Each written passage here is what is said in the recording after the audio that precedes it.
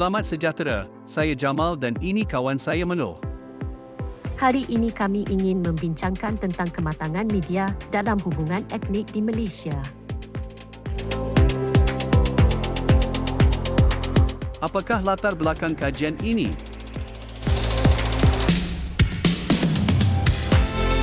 Antara perkara yang difokuskan dalam pembentangan ini adalah kepentingan memelihara kewujudan hubungan etnik, kemajuan teknologi dan kegunaannya serta peranan media massa dan sosial dalam mengekalkan hubungan etnik di negara Malaysia.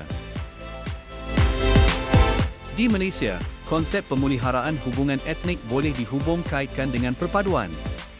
Negara kita memiliki pelbagai etnik dan kaum menjadikan Malaysia memiliki perpaduan dalam kepelbagaian. Media massa merupakan di antara medium yang diperlukan untuk penyebaran maklumat berlaku serta memberi idea kepada individu mengenai sesuatu isu yang ingin diketahui. Contohnya, surat khabar, majalah, filem.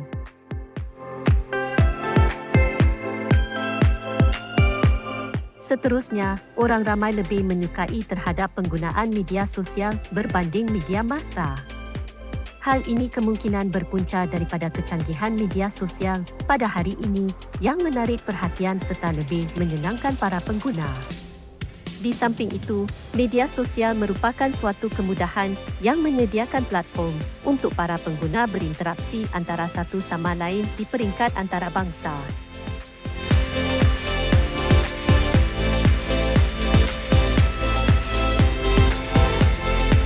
Teknik pendekatan kualitatif adalah aktiviti mengumpul maklumat. Sumber-sumber maklumat yang diperoleh bagi kajian ini adalah seperti internet, jurnal dan artikel.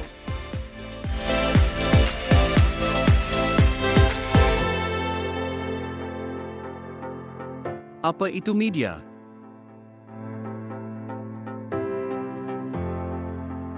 Media ialah alat komunikasi atau perantara mempunyai fungsi menyebarkan berita atau maklumat, termasuk pelbagai saluran, melalui corong radio, siaran berita di kaca TV, atau dicetak di dada akhbar atau halaman majalah. Tahukah anda, dalam era moden ini, media sosial sudah tidak asing lagi bagi masyarakat Malaysia. Facebook, Instagram dan pelbagai lagi media sosial lain diberi platform untuk memainkan peranan masing-masing dalam menyuburkan lagi hubungan etnik di Malaysia. Mari kita lihat berdasarkan aspek sejarah Malaysia.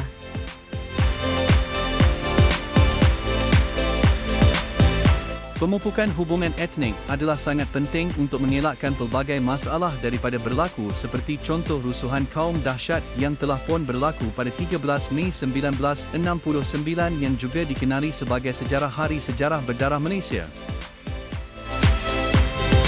Sememangnya tidak boleh disangkal lagi bahawa peranan utama media, baik media massa maupun media sosial, ialah untuk menyebarkan informasi kepada pengguna dan membolehkan proses pertukaran maklumat dijalankan dengan meluas tanpa mengira had masa dan merentasi sempadan.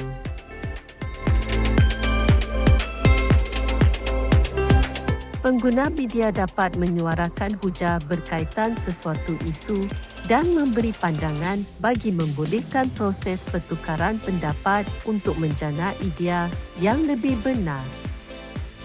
Hal ini membolehkan semua orang memberi sumbangan sama rata dalam hal-hal yang berkaitan dengan kemaslahatan marhain sejagat.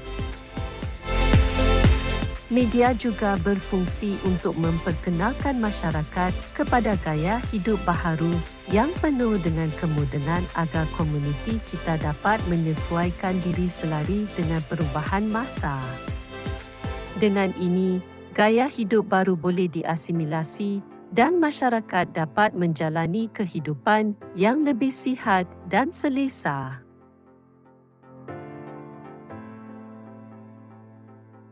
Akhir sekali, media juga boleh digunakan sebagai platform untuk memberi pendedahan seterusnya mendidik masyarakat tentang agama, dan kaum masing-masing agar sensitiviti dapat dijaga.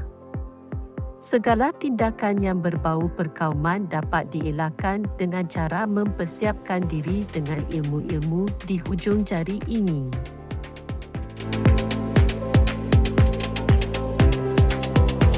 Namun begitu, apa pula kaitan antara peranan media dengan hubungan etnik di Malaysia?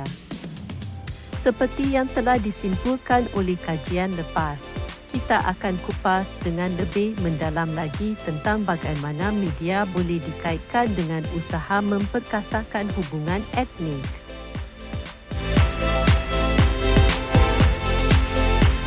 Sebagai rakyat Malaysia, kita semua menggalas tanggungjawab yang besar untuk mendedahkan diri dan mempersiapkan diri dengan ilmu-ilmu kenegaraan dalam usaha mengukuhkan hubungan sesama etnik. Kendatipun begitu, semua usaha ini tidak akan berjaya seandainya masyarakat tidak mempunyai sifat patriotisme yang diperlukan untuk memupuk semangat cinta negara, seterusnya mewujudkan jurang antara kaum dan menyebabkan perpaduan porak-poranda. Rakyat Malaysia boleh menggunakan media untuk menyampaikan informasi mengenai sesuatu etnik agar lebih diketahui umum, terutama etnik minoriti. Kita juga boleh mendidik masyarakat tentang budaya dan pantang larang suatu etnik agar boleh berwaspada dengan hal-hal yang boleh menimbulkan kemarahan etnik lain. Seterusnya, media menjamin hak bersuara yang adil dan saksama kerana media boleh diakses oleh marhain seantero tanpa mengira had umur dan memberi peluang kepada semua orang memberi pandangan. Walau bagaimanapun, kita perlu sentiasa beringat agar menjaga adab dan etika ketika menggunakan media terutama dalam menyuarakan pendapat. Pengguna seharusnya menggunakan perkataan yang sesuai dan mengelakkan kata-kata kesat yang boleh menimbulkan amarah etnik lain. Perbincangan perlu dijalankan dengan beretika untuk mengelakkan perkelahian dan perbalahan sesama etnik. Seterusnya, menyebabkan buli siber yang kemudiannya akan menanam kebencian dalam diri terhadap etnik lain.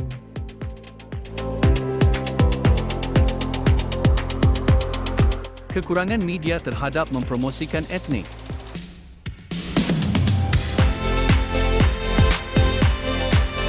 Malaysia adalah sebuah negara yang mempunyai masyarakat pelbagai etnik, anutan, kepercayaan, bahasa pertuturan serta kumpulan etnik.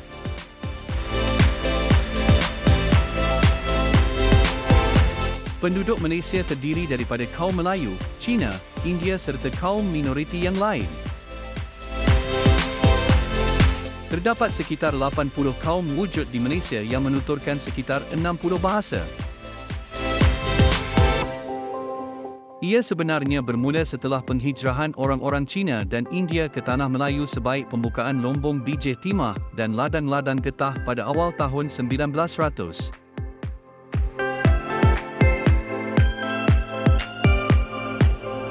Terdapat banyak cabaran dalam penggunaan media sosial ini.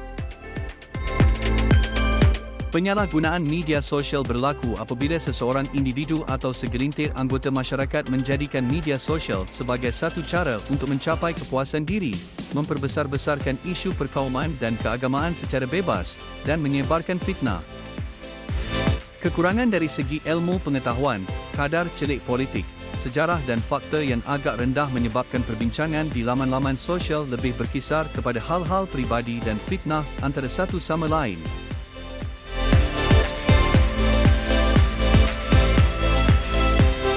Terdapat juga pihak yang memanipulasi fakta yang betul atas kepentingan, etnik, agama dan ideologi politik masing-masing.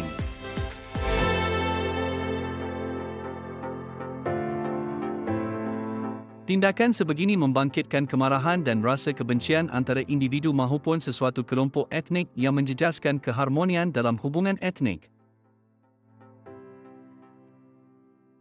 Bagi memastikan media sosial mampu berperanan dalam pemupukan hubungan etnik yang harmoni, semua pihak terutamanya pihak kerajaan mesti bertindak tegas dalam menangani segala bentuk penyalahgunaan dalam media sosial. Selain mengadakan kawalan dan penguatkuasaan yang lebih tegas mengikut Akta Komunikasi dan Multimedia 1998, kerajaan mesti bertindak pantas menyekat laman sesawang yang boleh mencetuskan perbalahan kaum.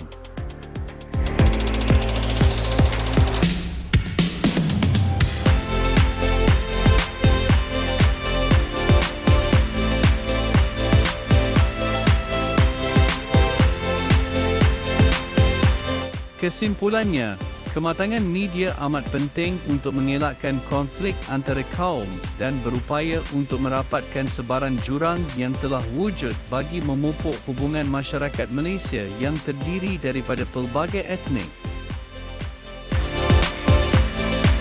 Selain itu, media juga boleh digunakan untuk menyampaikan maklumat di mana ia dapat tersebar dengan pantas sekaligus dapat mengekalkan keharmonian dan kemajuan negara pada hari ini dan pada masa akan datang bersama-sama dengan mengekalkan kewujudan hubungan etnik.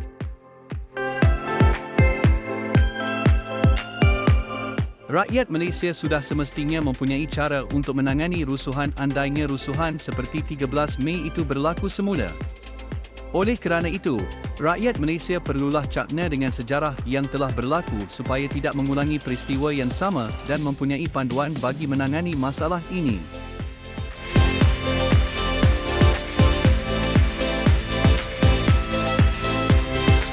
Media sosial dapat memupuk hubungan etnik tetapi pada masa yang sama ia juga dapat mendatangkan kesan yang buruk.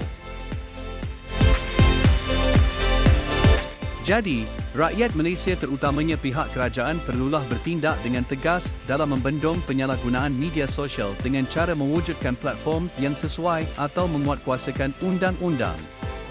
Rakyat perlulah bijak dan berwaspada dalam menggunakan sosial media supaya tidak terjebak dalam aktiviti yang boleh memecahkan perpaduan etnik.